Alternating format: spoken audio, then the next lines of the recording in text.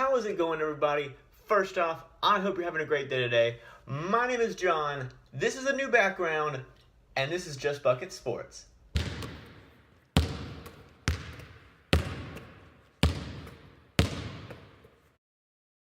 So today, I'm going to be talking about 5 NBA players that I think should go back to their original teams. Lance Stephenson actually inspired this video, considering that last season he went back to the Indiana Pacers, and everyone thought that was a great thing, a huge homecoming for him.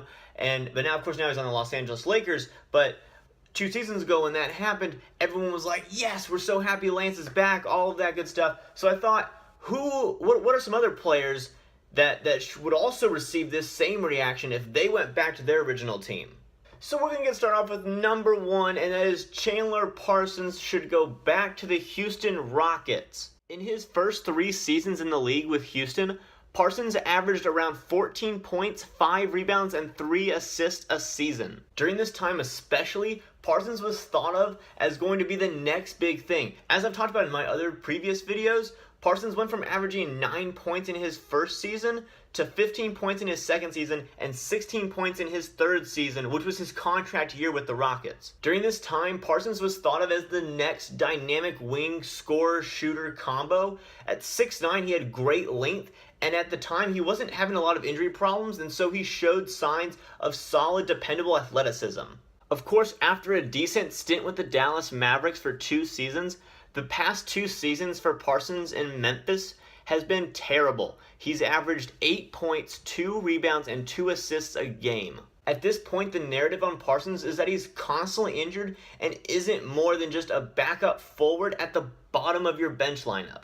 So why should he go back to the Houston Rockets? This offseason, the Rockets have lost both Trevor Ariza and Luc Richard Mbah to other teams in free agency, and both of those players were huge parts of Houston's defense last year. So needless to say, Houston needs more wings on the roster. While the Rockets are clear favorites to land Carmelo Anthony, I would still say that they need more wing depth than just Carmelo Anthony and PJ Tucker, considering that Tucker will probably play more at power forward next season, considering how much success he had playing it this past season. While Parsons doesn't offer nearly the same defense that Ariza or Mute did, he does give Houston a lengthy forward who has the potential to be defensively disruptive to other teams, and he can also hit the three-pointer, which he shot 42% last season, and 2 seasons ago he shot 41%. And then Parsons, as a guy who has been labeled as overpaid everywhere he goes and is now constantly going from team to team to team and being labeled as injury prone at the same time, as well as getting overpaid constantly, going back to a place where everything started and you can kind of throw all that to the past and refocus on being productive and playing basketball, I think Houston is a great place for him to think about hopefully forcing a trade or more likely getting bought out and signing with them as a free agent. Next up is Ty Lawson going back to the Denver Nuggets. So in 6 seasons with Denver, Lawson averaged around 14 points, 3 rebounds, and 6 assists a game.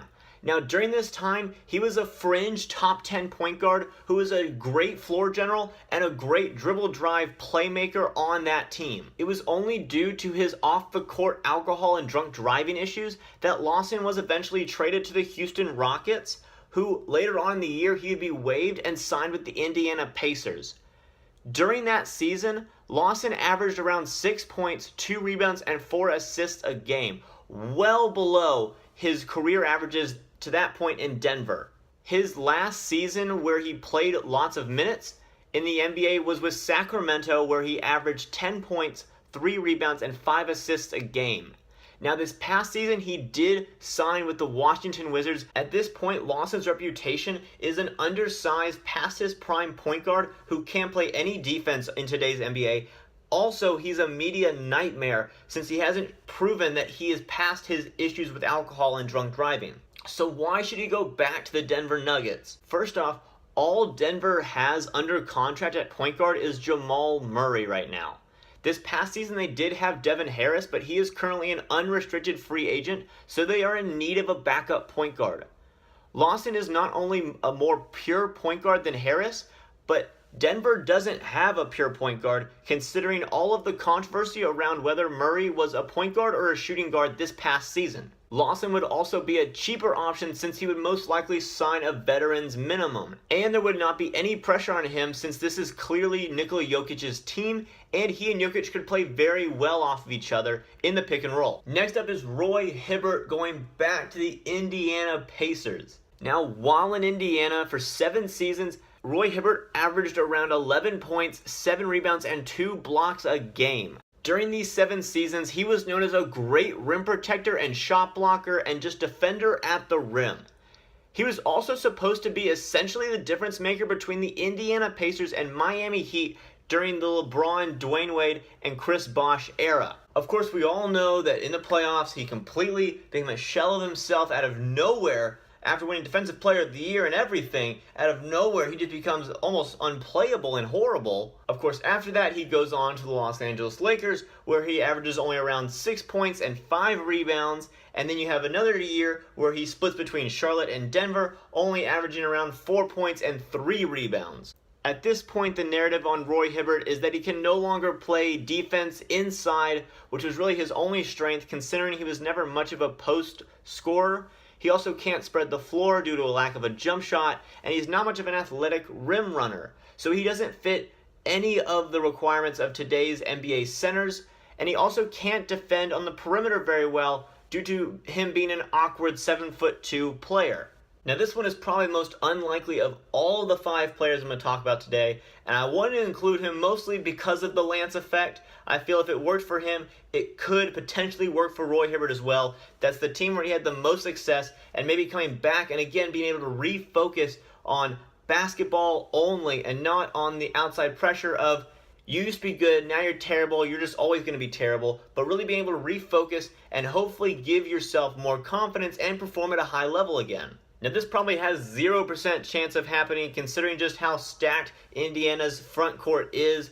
Just to name a few, they've got Miles Turner, Thaddeus Young, Domantas Sabonis, Kyle O'Quinn, TJ Leaf, and Al Jefferson. So there's clearly just almost no room for Roy Hibbert, and at this point, it's just kind of wishful thinking on my part, hoping that he can go back and really revive his career and hopefully end it on a better note than it's currently at.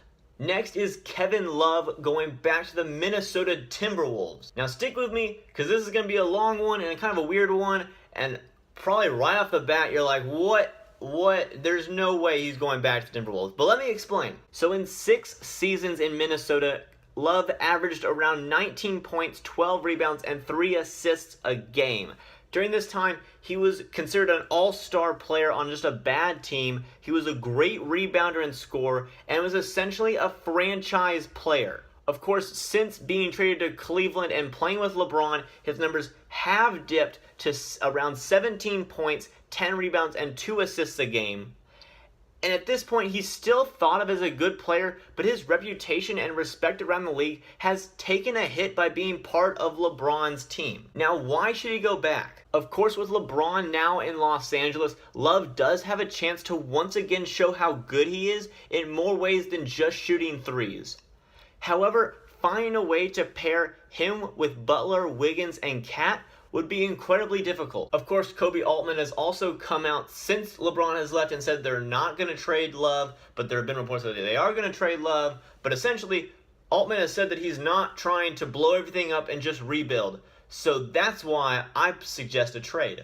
Considering you have a big 3 of Jimmy Butler, Karl Anthony Towns, and Andrew Wiggins in Minnesota, one of them would have to go in the trade. And considering all of the reports that Jimmy Butler is so frustrated with Karl Anthony Towns and Andrew Wiggins' frustration during the year last season, I think that Butler would have to be the one to be moved. The salaries are the only ones that work out in this deal, and it would have to be a straight-up trade, Jimmy Butler for Kevin Love, and that's it.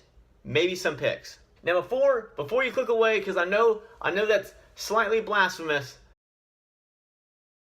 hear me out. Now, while this trade is clearly a little lopsided considering Butler is obviously the more desired player in the deal, Cleveland should do this move because one, it starts a new era. Instead of just being the post-LeBron era, you create a new culture of defense-first mentality. Since you have now Colin Sexton and Jimmy Butler, they can start building that culture of toughness and grit and defense right away. Of course, on the Timberwolves side, you get rid of a disgruntled player who has said that he's not going to re-sign once his contract is up. You get a player who the fans have loved during his 6-7 seasons in Minnesota. All of the fans loved him for what he did for that franchise. And this time you give him a core that already has made the playoffs.